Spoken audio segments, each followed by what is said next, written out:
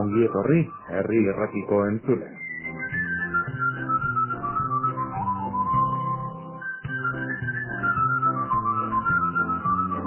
Ohikoa den bezala ongi etorria Eusko Ikaskuntzaren izenean eman eta eskaini egiten dizuegu.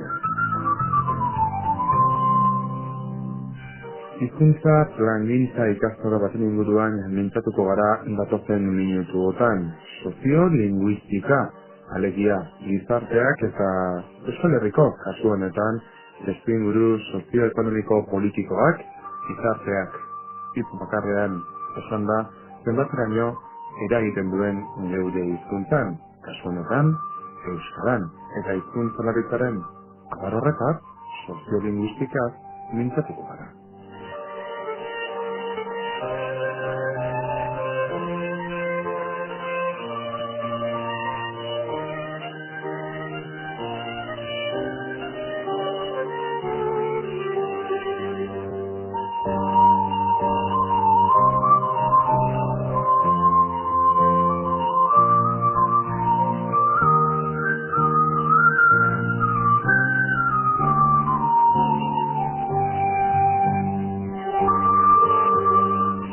Maila baterainoain konfliktiboa hitzaren erabilera ere ez ote du soziolinguistikarekin ere zerikusirik izango.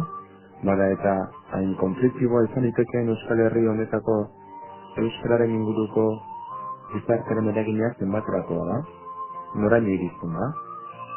Benetan soziolinguistikoki azterketa egin daiteke, nola dago egoera, zergatik.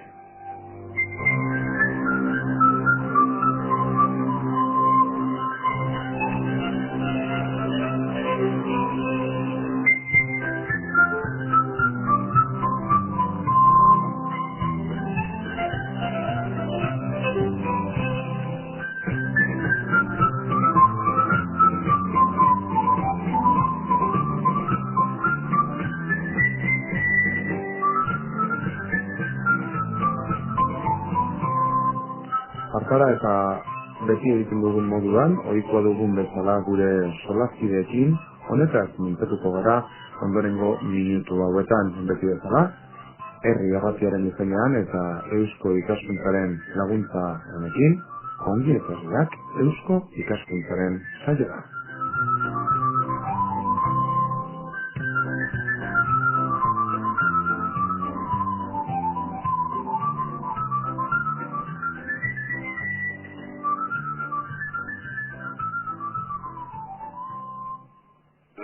Daukan kostua eta esfortzua, zorionez eskaintzen den oraingo aukera hontan murrizten da.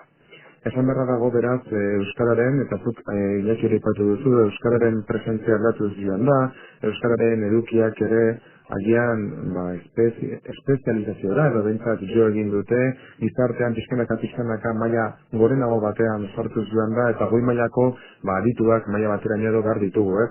Azken finean, agian ikastaro honekin Imanol, horren bila gabiltza, goi mailako adituak euskararen ikuspuntu horretatik.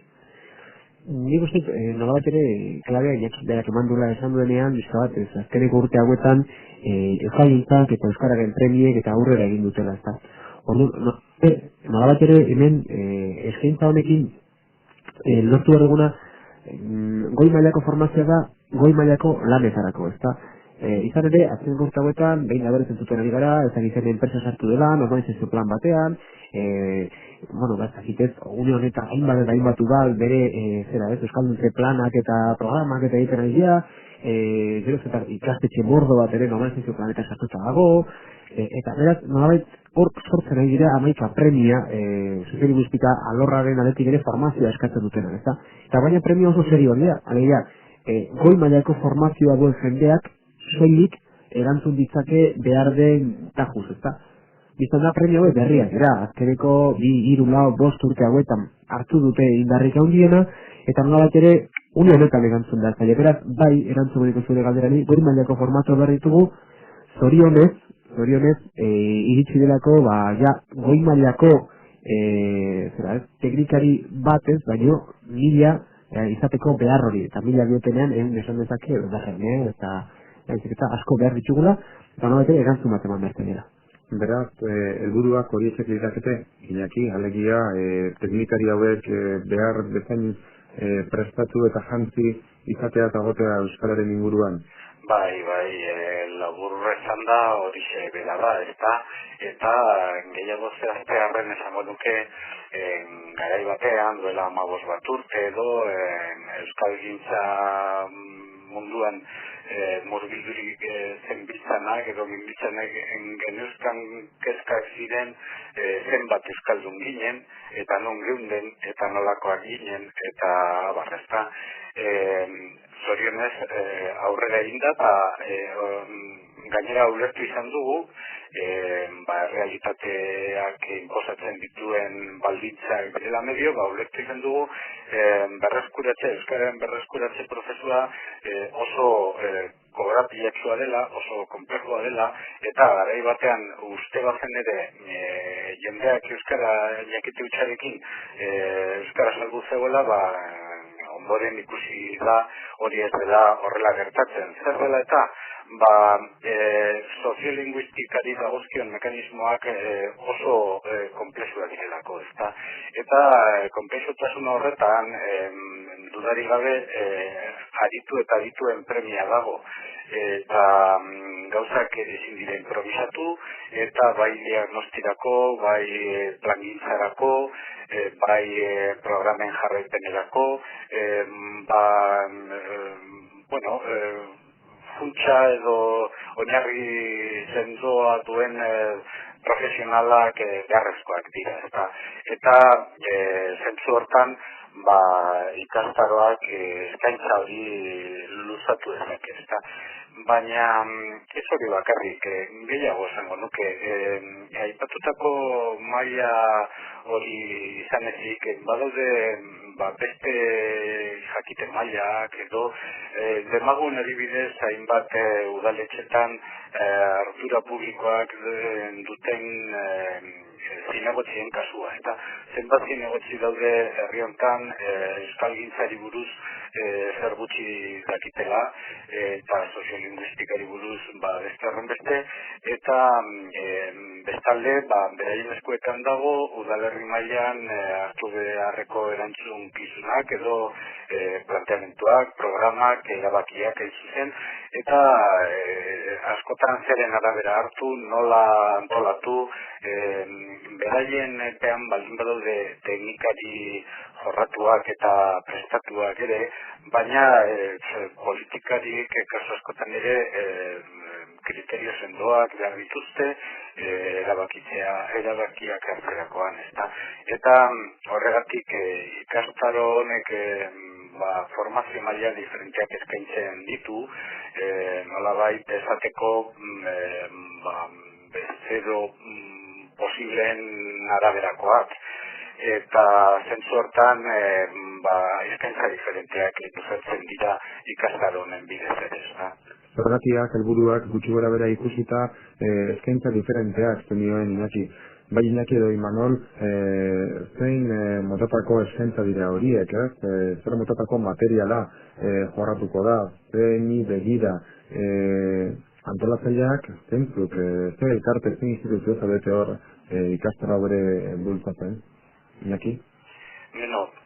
Instituzio edo elkartetatik hasita nolabait esateko, batetik ideia Eusko Ikaskuntzak bultzatu zuen, eta horren inguruan bildu zen euskalgintzan zeresan handia duten beste elkarte batzuk, besteak beste, udako Euskal Unibertsitatea edo sei elkartea, eta baita harremanatan sartu ginen Eusko Jaurlaritzako hizkuntza politikako arduradunekin, ezta. Gure asmoa izan zen hasiera batetik ekimen honen inguruan ahalik eta indar gehien biltzea. Gero badago beste alde bat nolabait esateko eta alde akademikoa edo titulazioari edo berma akademikoari dagokiona, eta zentzu hortan Euskal Herriko Unibertsitatearen kokapena aukeratu zen titulazio ofizialaren bila, eta orduan, lau, bost, sei elkarte diferente biltzen dira proiektu honen inguruan, eta hori elkarten aldetik. Beste gauza bada bezeroak, baina, agian Imanolek zerbait gehitu nahiko luke honen inguruan, eta berari uzten diote. Ez, hor nolabait ere, antolatzaileen kontu horretan, bai, dintzatze elkartetik esan behar duguna da, behar bada, ikastaro antolatzak jasotzen duela gure buruari jarri genion nolabait ere, bete beharretako bat, ez da, eta da, Euskararen normalkuntzarekin zerikusia zuzen abintzat duten alik eta erakunde gehienen arteko elkarlanean egin bertzirelako tximenak, eta ustut behar bada, paradigmatikoa badela, adibidea bera, postu baituela gu ikusteak nola, bilduaren hemen bost erakunde, izate eta egite oso desberdinekoak, eta beraz, alderdatik bintzat, ustut azimarragarri, ez da barri azimarragarri bat bintzat alderdatikan baduela, Epatu behar da ere, etorkizunari begira, eta utziko ditugu hor gainontzeko xetasun horiek guztiak,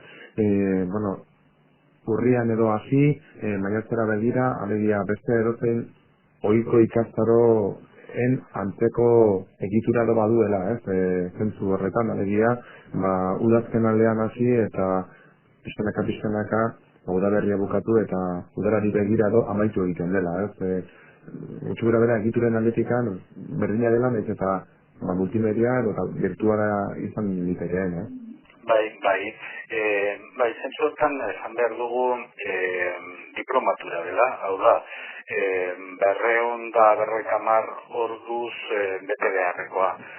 Eta zentzu hortan, formato konbentzionala du, bai urte sasoian aldetik eta bai luzera aldetik konbentzionala da, eta baina era berean, eta lehena dela lehen baien nahi dut garbi utzi, eta lehen aipatu izan dudan ere bizdutik, eskaintza diferentea luzatzen dira, batetik ikastaro osoa egitearen aukera, eta orduan diplomatura mailako titulazioa lortuko litzateke, baina baita ikastaro solteak egitearen aukera. Hau da, lehen aipatzen nuen zinegotziaren adibidea. Zinegotzi batek ez du zertan egin behar 250 orduko ikastaro osoa, ezta? Lako egoera batean dagoen pertsona batek bete ditzake modulo solte batzuk. Aukera hori ematen da. Eta, orduan diplomaturako titular ezuen lortuko, baina bai lortuko lukela beste ziurtagiren bat. Eusko ikaskuntzak emandakoa edo UEUk emandakoa edo eta bestetik eta badaude beste ikasle potentzial batzuk edo adibidez lanean diharduten euskara teknikariak.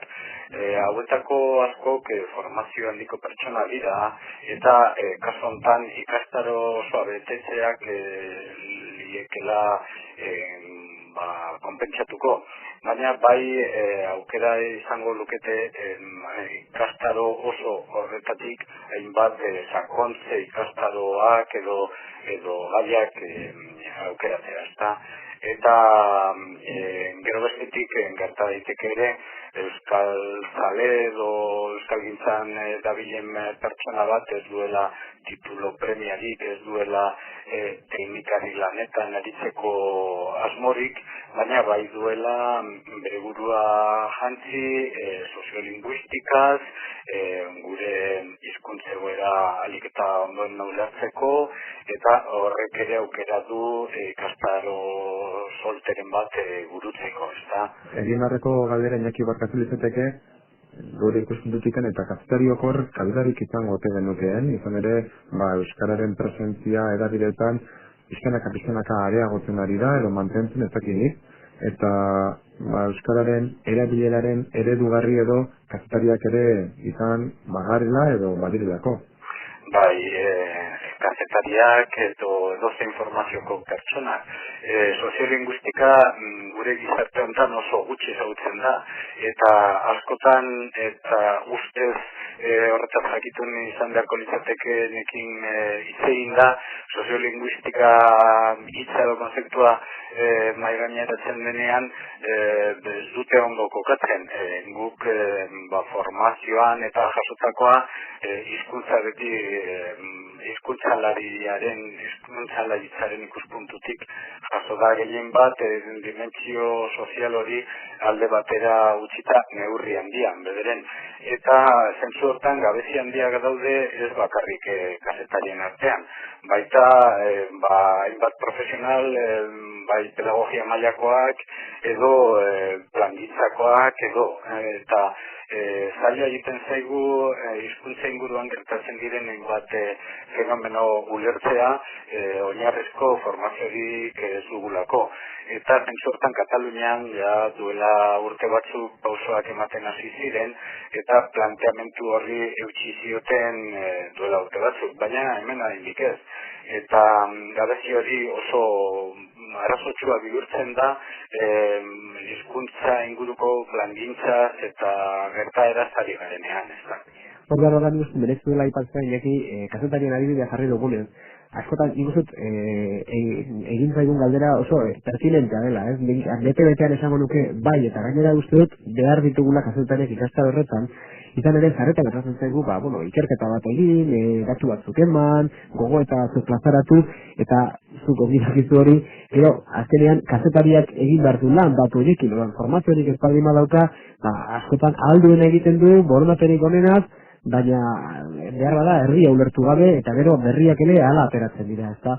Baina uste hor mundu mailan behintzat lezioa hor dagoela, ezta? Gazumaten kazetariak espezializatu egiten direla gaietan eta gaieko formazio unibertsitarioa jaso egiten dutela maila bateko edo besteko. Nik uste dut, kasu honetan Euskal Herrian euskarak duen garrantzia eta itzala kontuan hartuta eta nolabait ere normalkuntza alorrean normalkuntza alorrak ematen duen berri mordoa kontuan izan da kazetariak ere hor behar ditugula batez ere gero haien lana egiteak orduan behar den esan dezagun formazio maila izan dezaten ez da. Horretik bete-betean behar ditugu kazetariak hortxe. Bueno, dagokiguna hartu eta izango dugu aukerarik hemendik handurrita bitartera ere ikastaronen berri izan eta agian ere geure izena bertan emateko, ez? Ari ginen apur bat euskararen egoera honetaz hitz egiten, euskararen egoera horrek, gizartearen egoerak zenbateraino duen eragina geure hizkuntzan, Euskal Herrian, alegia soziolinguistika ari gara, eta musikarekin olako etenalditxo bat egingo dugu, baina aurretikan eta apur bat pentsatzeko, gustuko litzaidake, gizartearen egoera nola dagoen ikustea, ez? Orain gutxi, korrika igaro da, Euskal Herriko lurralde guztiekatikan, korrikak Euskal Herrian barrena duen oihartzuna eta eragina ere diferentea da. Donostian orain gutxi ere, holako pleno batetik edo pasadar baldin bada ere, Euskararen plan horrokora nonbait adostu eta aurrera atera egin da. Gasteizen ordea, zenbait euskaltegirentzako diru laguntza hor nonbait galdu egin zaigu. Nafarroan, nork ez du ezaguten Nafarroako kasua eta oinarriak taldeak aurrera ematen duen lan hori guztia, eta gero iparraldearen kasua, Frantzia hor, badirudi orain sozialistak ari direla, Frantziako lur eremu guztian dauden hizkuntza minoritario horien aldeko zerbait egin nahian edo, baina egoerak eta musikantzen horretikan Iñaki Martinez Beluna oso diferenteak dira gure herri honetan, Bai, argi eta garbi.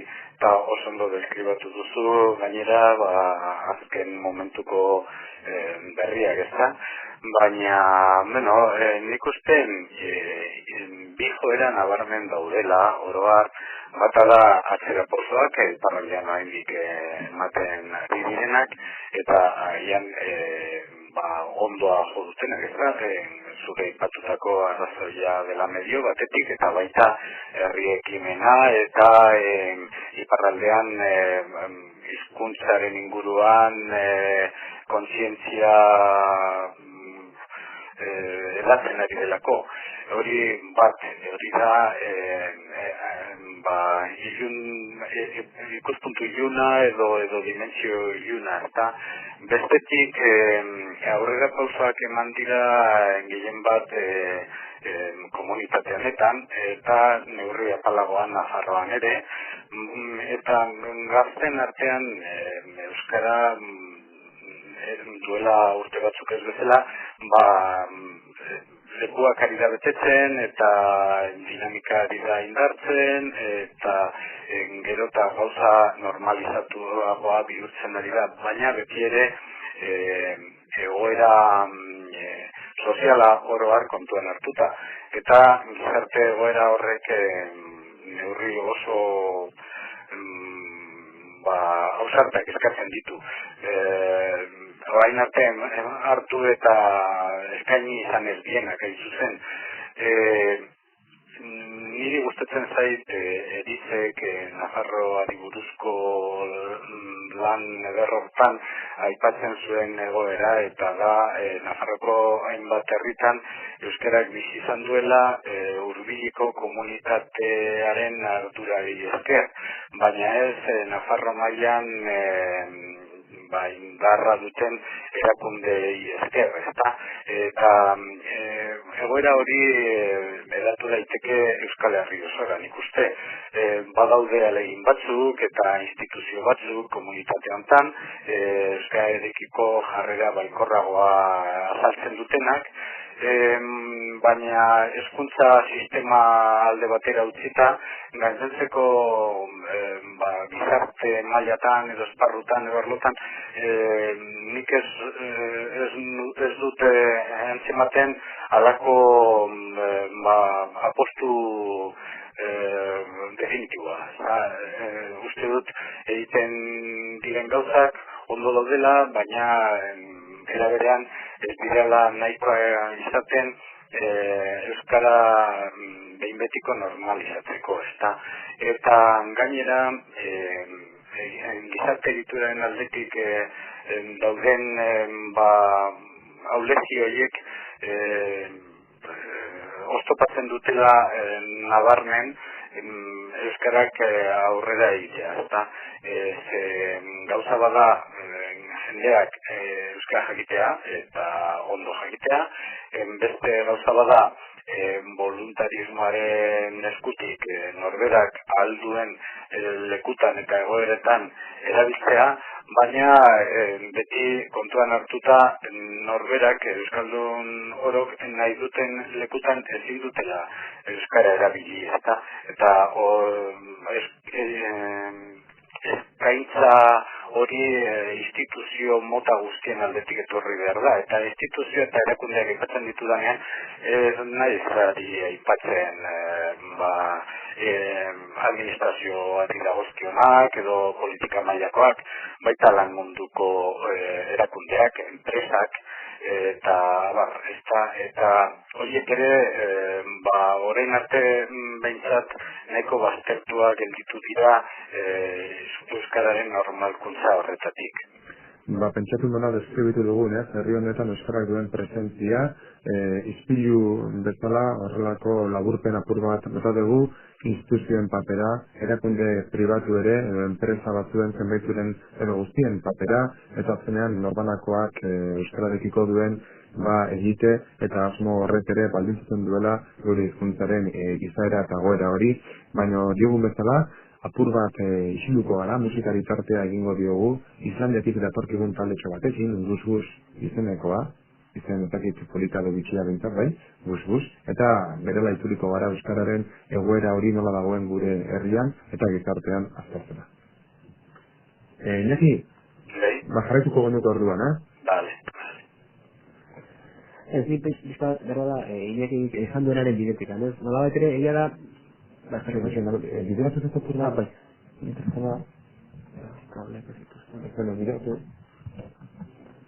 eta jarraituko genuko orduan, bai, ez, nola betere, esan duenaren eta Iñakik txene, ez, esan duen, nola betere, Iñakik esan duenaren bidetik, euskarari gora, diagnostikatu daiteke oso ikuspegi desberdinetatik, nolabait ere begiratu ezakigu gizarte mobilizazioaren ikuspegitik, begiratu ezakigu eskaintza publikoaren ikuspegitik, hezkuntzaren ikuspegitik, hainbat lekutatik, ez? Nolabait ere hemen agerian dagoena da, eta soziolinguistiaren ikuspegitik esan nahi dut, ezta? Edo gui behintzat arduratzen gaituen ikuspegi honetatik, ez?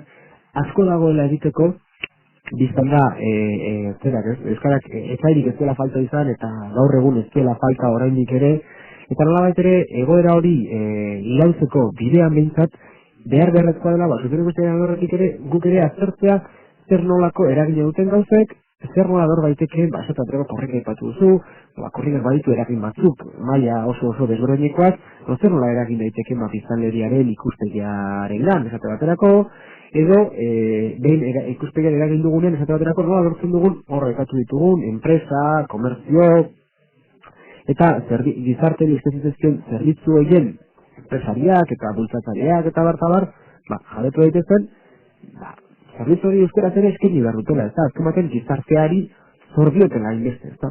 Abizte bat hor, soziolinguistiaren ikuspegitik bai ikusten dela, euskararen egoera aztertu beharra dagoela, baina ez soilik lehen esan dugun bezala zenbat garen zenbatuz, baizik eta zenbat garen, nola pentsatzen dugun, nola jokatzen dugun, zerk eragiten digun, zerk ez digun eragiten, eta gero beste norbaitek pentsatu beharko du, soziolinguistiaren informazio horrekin, zer nola egin daiteken eragiteko, nola egiten den planifikazio bat. Eta bizka bat, hori da ikaster honek mai gainean jarri nahi duena. Eta behin datuak eskutan dauzkagula, nola hartuko dugun eta sartuko garen eremu batean, izan daiteke udal eremu bat, izan daiteke ikastetxe bat, izan daiteke enpresa bat, eta hor nola lortuko dugun, jarrera, joera, sensibilitate desberdinak daudela kontuan izanik eta egoera aldaketa bat eragitea, ez da? Agian kuantitatiboki bai, baina gehiago kualitatiboki, Kasu honetan kualitatiboki izango litzateke, hain zuzen ere egitura edo erakunde edo zera baten barruan aldaketak eragerelako plangintza horien bitartez. Honetan mikroplangintza zitzen ari naiz, makroplangintza zitzen, mikroplangintza gartuta, zate baterako hor daukagu lehenengo erronketako bat, ez dut esan nahi, gutxiago ere, euskararen erronkak mikroplangintetan hasi eta bukatzen direnik, inondik inora ere. Baina bizka bat, esandako aritik, euskararen egoera delako, nolabait ere ezinbesteko daunetan mikroplangintza hauek ere egitea, ahalik eta kualifikazio mailarik handienarekin egitea, eta ahalik eta biztan da eraginkortasunik handienarekin. Mikroplangintza ipatu duzu, mikroizza, gatozen gizarteko mikroenak diren horiekin edo gaztetxoenak diren horiekin. Izan ere, Iñaki Martínez de Luna jakin badakigu eskuartean bentsat, manila zen eta dauzkazun adibide, exemplu eta datu guztien artean, dauzkazula hor datu batzuk, etorkizuna aurre ikusten, orain dela 2 urteko datuak, Euskal Herriko gaztetxoak eta euskara titulupean bertan barne bildu egiten direla makina bat datu eta numero, Nola dago gaztetxoengan euskararen egoera hori, gaztetxoek euskararekiko zer motetako erlazioa dute? Bai, lehen esan bezala egoera diferenteak dira Euskal Herrian zehar, ezta? Komunitate honetatik abiatuta esango nuke lehitasuna oso barneratua dutela gaztetxoek, eta gaztetxoiek lehitasuna barneratua izan dezakete arrazoi diferenteak direla medio.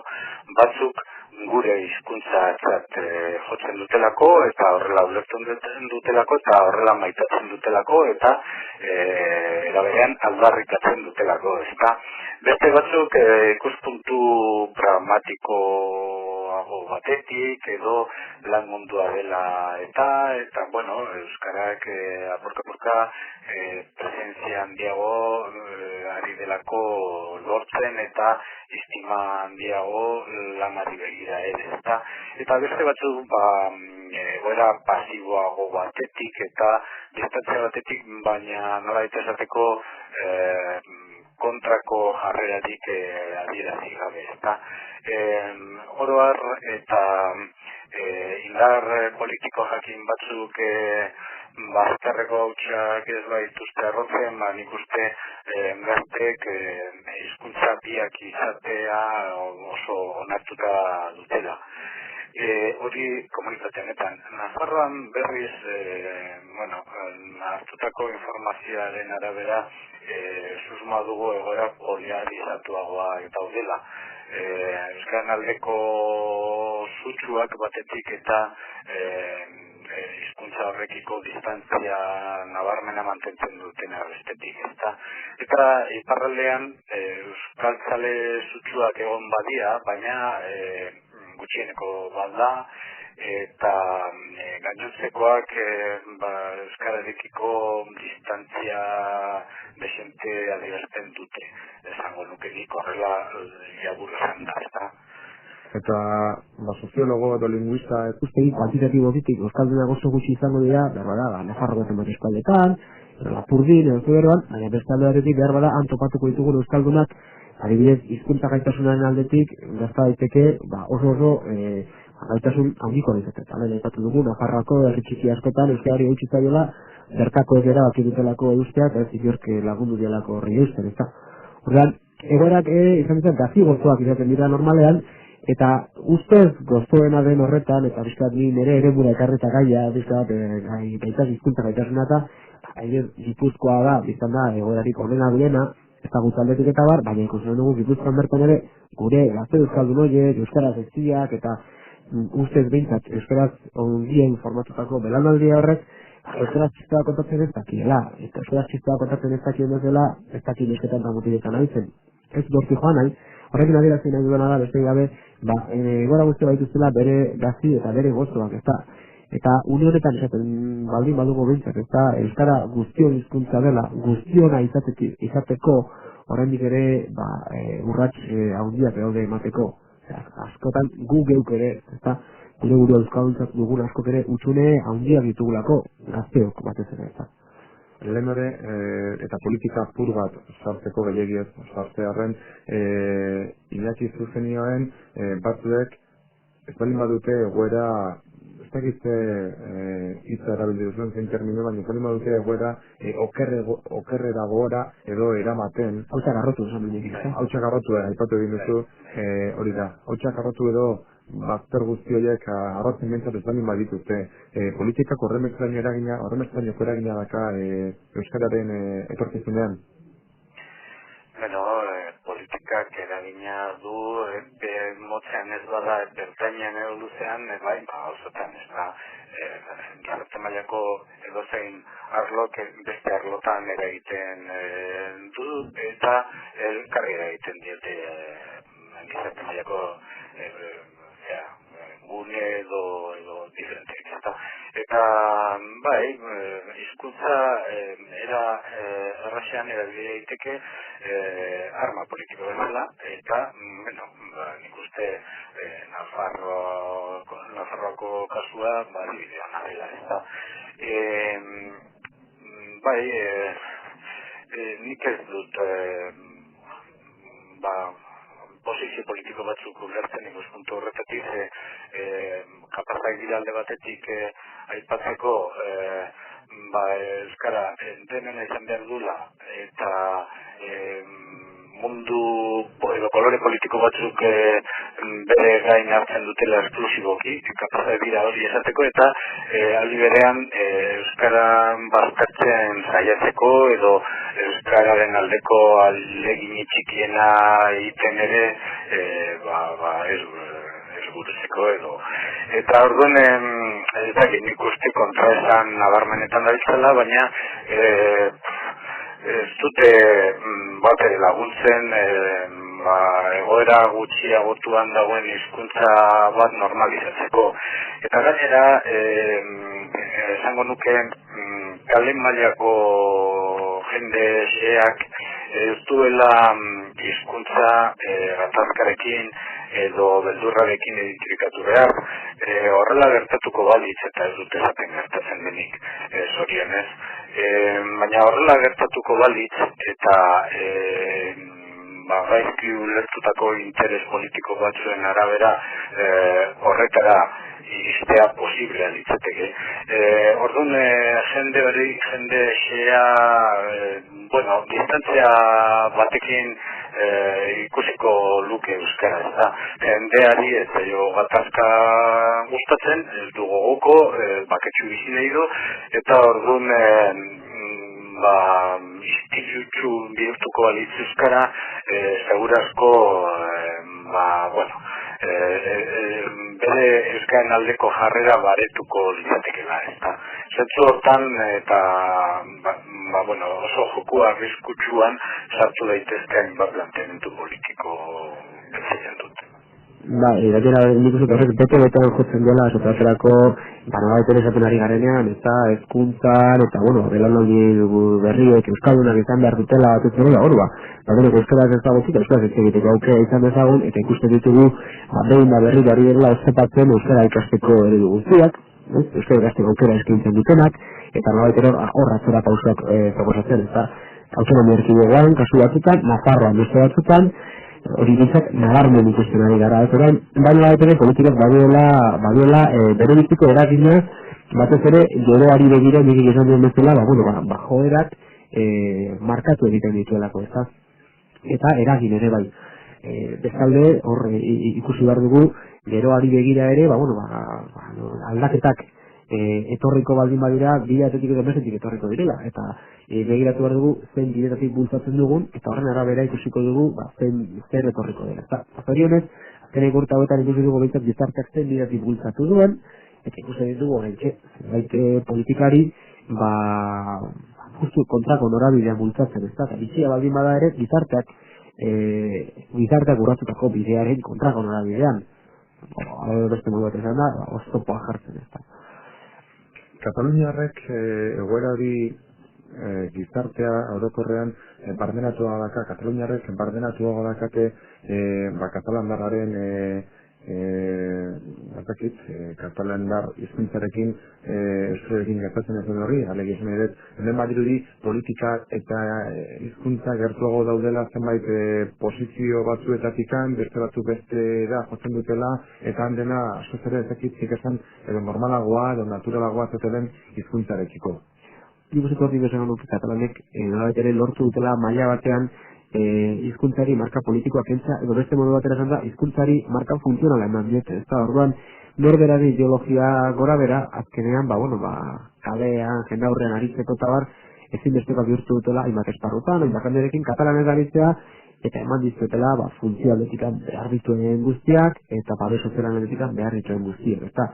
Saiatu izan dira, eta saiatu izan dira, nolabait ere, hori indargabetzen, baina azkenean beti gutxiengo bada, eta hori bintzat datu soziolinguistikoak argi eta garbi esaten dute, ez da, gizartearen joera zein den biztakoa da, ez da. Gero, alde batera utzita, gizabanako bakoitzak izan dezaken, hiritar bakoitzak izan dezaken bere iritzi politikoa. Indeki? Bai, ados nago Emanuelek esan dakoarekin, eta gainera kontuan hartu behar da, historikoki, Katalaniako burgesiak bere egin duela katalana, eta hemen berriz etzen alakori gertatu izan, eta, Jose Zuzmendik eta hainbat egilek batzen duten bezala, hemen ilustrazioa eta ez da euskaren eskutik etorri, eta mende batzutan. Eta Katalunian berriz izan zuten, beste dinamismo kulturala segurazko burgesiak ere lagundu zuelako. Ez da faktore bakarra izango, baina bai importantea. Eta orduan Katalunian duen edapenak laguntzen du egoera normalizatuago batean katalana ulertzen. Eta euskara hain zuzen duela urte gutxi arte lan mundutik begiratuta adibidez, oso sektore konkretui mugatzen zen, eta oso sektore konkretutara mugatzen zen. Gaur egun ez da lakori gertatzen, eta bai unibertsitate mailan edo puntako hainbat lanetan posiblia da, eta lortu da euskara sartzea. Baina oraindik oso modu minoritarioan, eta generalizatu eta normalizazioa lortu den gune horiek gutxi dira oraindik, ezta? Baina, aurrera goaz. Niretzako zentzu honetan egoerarik kezkagarriena Aimanolek lehen aipatzen zuenaren hildotik dijoa, ezta? Zer nolako euskaldunak, txisteak egiteko gai diren euskaldunak, ari gara lortzen, euskaldun osoak, euskaldun petoak, edo hankamotz gelditzen diren euskaldunak. Eta horrek baldintzatuko du erabilera, eta horrek baldintzatuko du euskaliztun askoren euskararekiko jarrera ere. Hizkuntza bat gaitasun handi batekin ez erabiltzen inkomodo bihur daiteke hiztun horrentzat. Eta nik uste hor dagoela erronka importantenetako bat. Ez hori bakarrik, nik beste erronka bat aipatuko nuke eta hau agian orokorragoa da edo danontzako euskaldun mota guztientzako balio duena. Eta hemen euskalgintzak eta instituzioek emandako bultzakadari esker euskaldun asko dago gazteen artean, umeen artean, eta nola ditzazateko euskaldunak ekoizteko tresneria topen da direla, ezta? Baina gero zer egiten dugu ekoiztutako euskaldun horrekin. Hau da, hezkuntza sistemak sortzen dituen euskaldun berriekin, etxetik euskaldunak ez diren euskaldunekin, zuzen, gero zer gertatzen da. Hezkuntza sistema horretatik ateratzean zer gertatzen da. Sakabanatzen direla erdal munduan, eta gizarteak oro harrez du premia horri erantzunik eman, ezta? Eta hor dago mendik aurrerako erronka, nik uste. Gehien bat euskaldunak ez diren zonaldeetan, hiri-giroan, Bizkaia eta Arabako inpazonaldetan, edo Nafarrako edo iparraldekoetan, eta hori da nire ustez erronkarik importantena hemendik aurrera, ezta? Euskaldunak sortu bai, baina gero zer egin horiekin. Eta hor parte hortan sartzen da hainbat mekanismo eta hainbat gorabera soziolinguistikaren ikuspuntutik ulertu izan daitezkenak, baina bestela formazio egokirik egonezean zaila gertatzen dena ulertzeko, ezta. Gainera nik uste hor, esaterako, behin da berriz ezatzen ari zaigula, eta gazteak aipatu ditugunez, adibide berari heldutaz, euskarazko gaitasuna eman diegu, nola ere, euskaraz bizitzeko edo aritzeko edo esparru euskaldun batean bere buru, esparru euskaldun oso batean bere buru jokatzeko arazoa handia dituzte. Alegia, ez daukatela aukera handirik, ez? Hirigune handiak horren adibide, eta nola ere hor badau erronka izugarri bat, belaunaldi horiek ere galdu nahi ez baldin baditugu. Alegia, erindako uztaren kinu horiek loratuko baldin badira, hor zehatu beharra dago, ezta? Hor bidea jarri beharra dago, ez? Hala ere, eta aurregi joan baino lehen, aipatu nahi dukez eta Katalunia aipatu dugu lehen, eta bera da gauzak egitxo nazte bai, justu, arabidoa badago oso polita, Nafarroako egoeran eta iparraldean entzun ditugu zenbat gauzekin oso ongi lotzen ari zaiguna. Nolate, Katalunia zitzein dugu Principaloa, baina Valencia, Balearrak hor daude, Ipar Katalunia ere hor dago, Italia Rotatitxoa ere hor dago, eta ikusten duguna da, Valencia esate baterako, sekulako arazo dauzkatela, eta formulatzen ari direla, bertan hitz egiten dutenak ez dela katalana, baizik eta beste hizkuntza bat, hori zientzifidoki frogatu espaldin badut ere, beste bide batutatik egiten ari dira, ezta? Eta, nolabait ere, orain sortu nahi dute hizkuntza valentzianoaren akademia, bat, ezta? Kataluniako institututik urrundu nahian, ez? Eta, esan ez, beste hizkuntza bat dela, beste arau batzurekin, eta bar. Eta justu, ara nola, une honetan egin duten ikerketa bat, horri buruz liburu bat argitaratu den une berean, Nafarro batik entzun dugun antzeko zerbait. Oso ongi dago euskararena, baina hemen erabiltzen den euskara horrek ez dauka Nafarro batik ez da ikusteko nik, eta Alioi Mari berak ere joan den urtean edo esan zuen, hemen Euskara laguntzarena, Euskara lagundu bertzen izan edo horrek ez dukala, bera Donibane Loizuneko eusapeta izanik, ez dukala ezarrik ustekorik Donibane Loizuneko euskararekin, edo lapurterarekin, ez da. Bera, erabat ez jakile izanik kasunetan, Donibane Loizuneko euskarari dagokionez, eta beste alde batekin Nafarroako azelatan Lizarde bera erabat ez jakile izanik, ez da. Nik bai sumatzen ditu dela orain, Kataluniako adibidea aipatu dugunez, eta politikarekin oso estu lotuta dagoenez, jarrera, akimu batzuk, baina oso ongi lotzen direna Katalunian ikusi eta ikasi dugunarekin ez da. Entzuten ari zarete, guk geuk ere egin dugula ibilbide bat ez, norabide bat egin dugula, hasi garela esaten, badagoela hor martxan, hizkuntza plangintza ikastaro, hizkuntza plangintza, lehen duen, ikastaro bat, urreri begira ere martxan, goi mailako adituak eta sortzeko, pasatu gara, eta egin dugu Euskararen gaur egungo egoera, premiaz eta norabide hori eginda ikusi dugu, etorkizunari begira Euskaldunak sortu bai, baina zertarako helburu batzuekin, eta testuinguru Euskaldun batzuetan ere sortu behar direla, pixkanaka normalizatzera joateko amaitzen gara, amaitzar gaude, baina Imanol, baikin badakigu ere, kale erabilpenaren inguruko lanak, datuak, badaukatutela esku artean.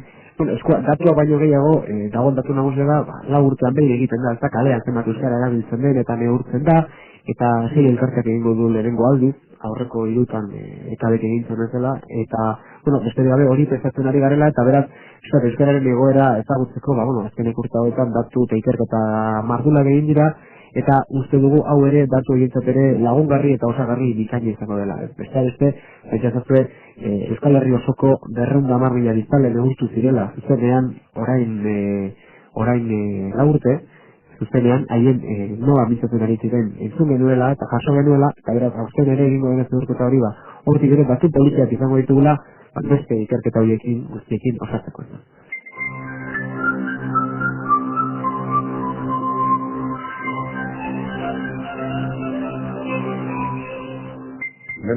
Esandakoari hartuta, eta hildo horretatik jarraituaz, Iñaki Martínez de Luna, jarraitu beharko dugula gudeuk ere euskara sustatzen, bultzatzen, batez ere hitz egiten, eta nola ez, bere erabilpenari buruzko eta erabilpenaren inguruko datuak eta zutasunak hartzen.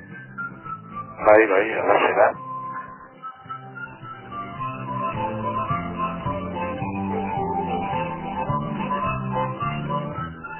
Manol ez nahola bide beretik, eta kaleko erabilpenaren inguruko zenbait datu horiek hartu bezen pronto ere, bakizu komentatu eta hemen dauzkazula non esan eta non bota. Nahi duzulean, gu guztua dozten gara gure noren berri ematera, eta entzuteko guztua baldin badute bintzat, nahi duzulean. Eskerrik asko beraz bioi, Manol ez nahola, eta Iñaki Martínez de Luna, mila esker eta aurren arte. Horren arte.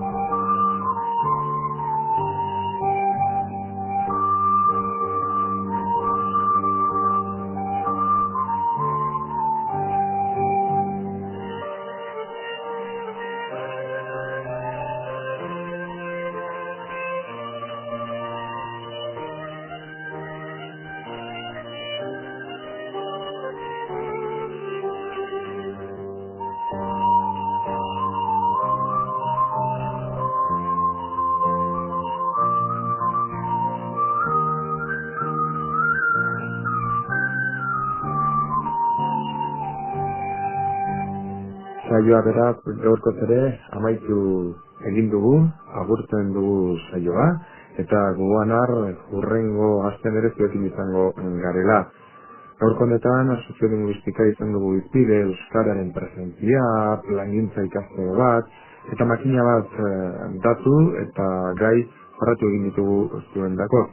Gustokoa izango zenaren itxaropen horrekin, beraz, hurren arte. Agur.